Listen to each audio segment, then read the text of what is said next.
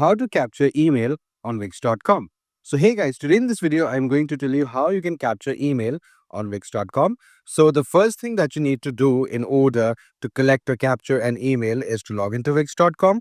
And from here, you can see that you will be redirected here on this home page. And here there are a variety of features of the home page that you can use, or the dashboard that you can use, such as home, getting paid feature, events, sales, blogs, apps, site and mobile app, inbox, customers, and leads. So in order to collect emails, what you need to do is you need to click on design site. And here you will be redirected to this website that you're working on. So for example, in order to design a site, there are two ways through which you can achieve it. The first way, let me just add a section right here. So the first way to do it is you need to go here on add elements, contacts and forms and subscribe. And this one right here, join our mailing list. I won't be able to use it because it's a premium version. So, and I've reached my form limit as well. But let me just tell you how does it work from this thumbnail right here. Contacts and form, subscribe. Here you go. What can we do to get the email or collect the email? We can put it right here. The viewers who would be coming to our website would write their email here, check this box and click subscribe, and thus we will be able to collect their email. That's a very, very easy way to collect email of your clients who visit your website. So we can put it right here. And then if you want to see the email, we need to go back here on the dashboard, go here to customers and leads and forms and submission.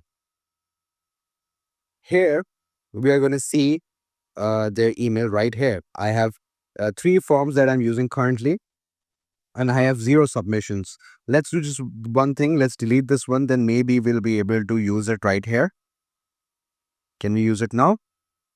Let's just add it and see. Okay, fine. Let's read this one as well. Can we use it now?